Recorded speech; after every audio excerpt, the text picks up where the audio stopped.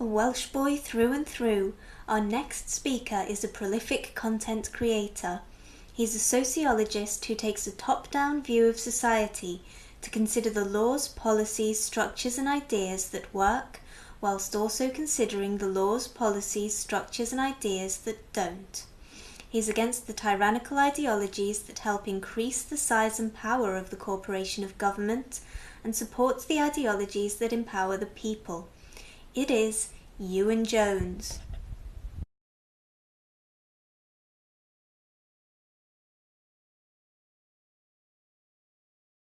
My journey into the subject of sociology started towards the end of 2010. At this point, I had been growing increasingly alienated with the mainstream media. The website WikiLeaks had earlier that year released a vast trove of US cables about the Iraq War, the Afghanistan War, as well as many diplomatic cables from US embassies across the globe. For me, the founder of WikiLeaks, Mr. Julian Assange, was a hero. What he had done was extremely brave and necessary. And yet, a week after he exposed all of these secrets concerning the world's biggest superpower, the USA, he was branded by the establishment media here in the UK and right across the globe. He was branded as a rapist. It was at this exact moment in time that I realised the mainstream media were 100% full of shit. So I began my journey away from the fake news.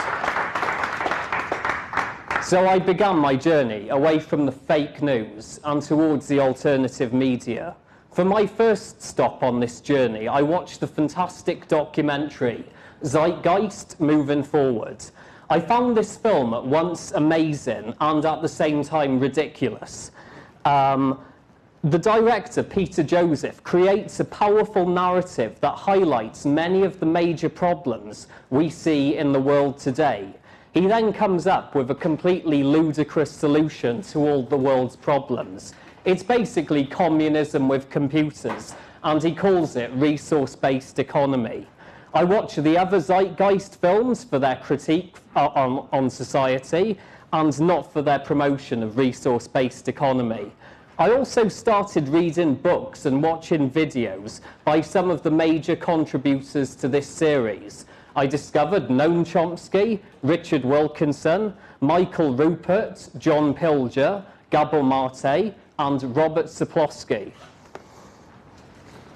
A lot of the content created by these men I found fascinating, and their work helped me to massively expand my knowledge of serious global issues. However, I soon observed a major underlying problem concerning the intellectual bias of many of these figures, especially Noam Chomsky and Richard Wilkinson.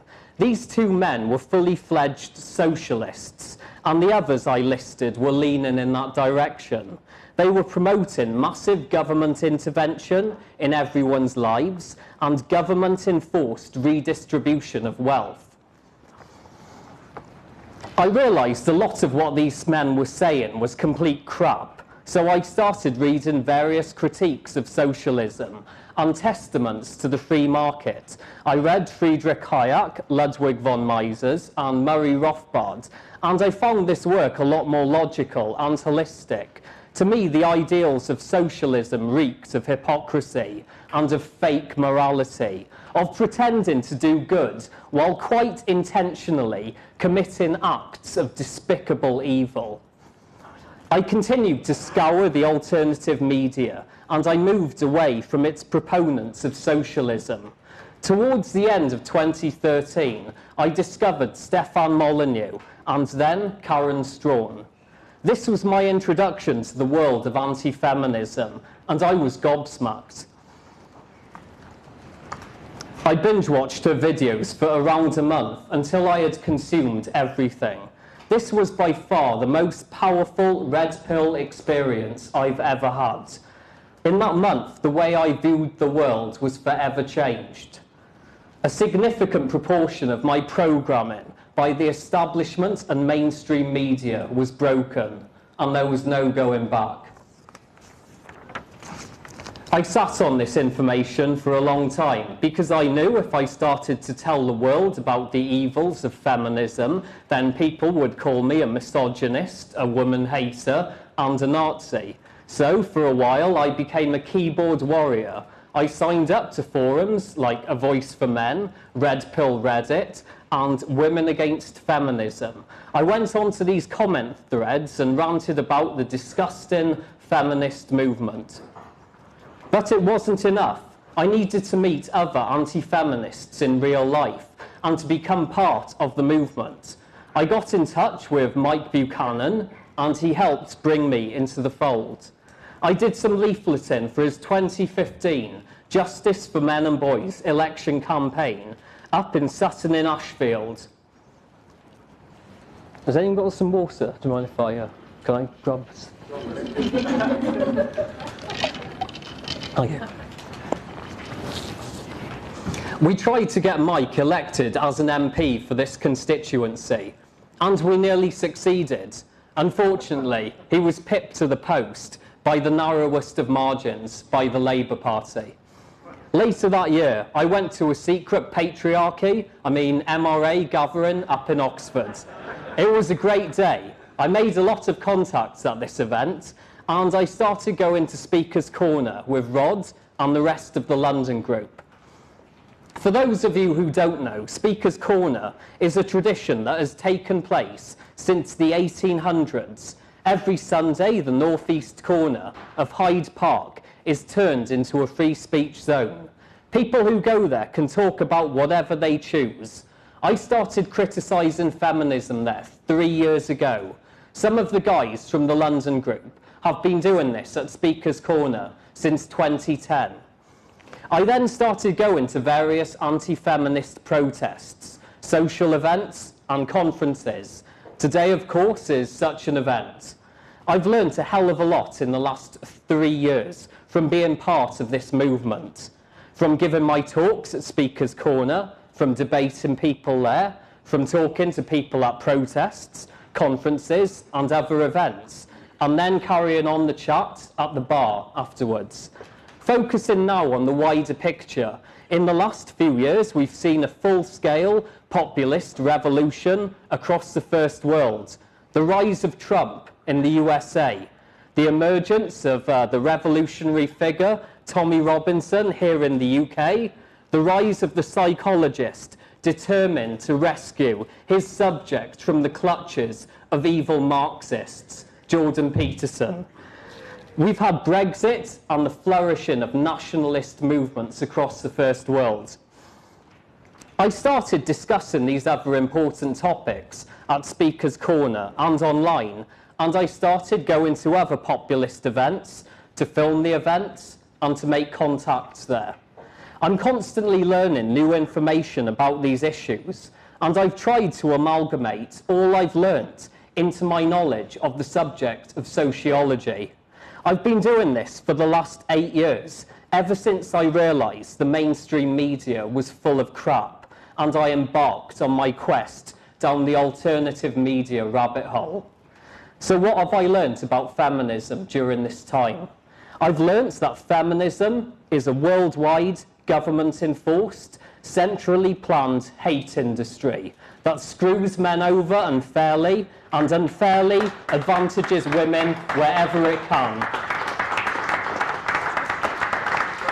Every year, our government and every arm of government enforce more draconian, radical feminist laws and policies. At the same time, the mainstream media attempt to normalise these new laws and policies through radical feminist propaganda. For the last 60 years, the feminist movement has been given an exclusive mouthpiece by the mainstream media to discuss gender relations. People who promote alternative opinions are demonised by the media, or their opinions are omitted from the discussion altogether. The goal of feminism is the destruction of the family, and its eventual goal is the planned collapse of Western civilization.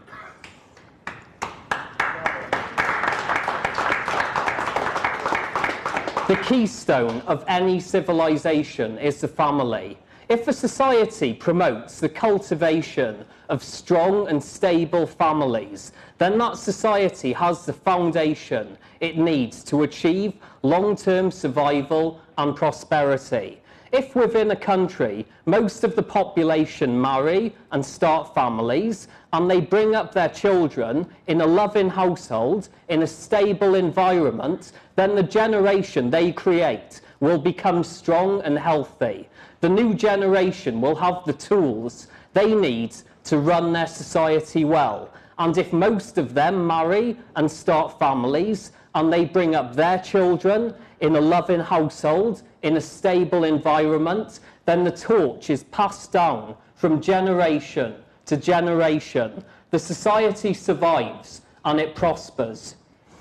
However, if these preconditions are not met and the current generation fail to create strong and stable families, then the society collapses.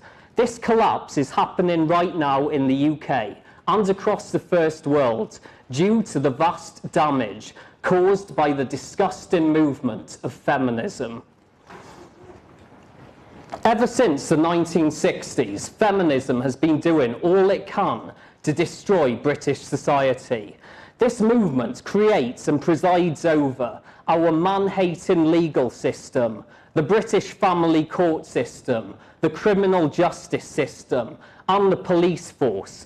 All of these institutions are run by radical feminists, and they are actively anti-male organisations. They have each used the patriarchy lie to justify the implementation of one disgusting feminazi policy after another, and the process continues. Every year, the situation degenerates even more. The feminist movement has also dug its tendrils into the education system and the workplace. The education system has become increasingly feminised and hostile to boys. Boys are doing worse at every level of education, from primary school to university level. More women than men are now going to university, more women than men are graduating from university, and women are dominating all of the graduate job industries. These industries have become increasingly feminised, and radical feminism has become ubiquitous in these trades. The feminist movement has started targeting men in high-paying jobs, using the wage gap myth as a way of attempting to bring their salaries down to the same level as their female co-workers. Worker productivity and value are no longer considered important in the workplace. Thank you.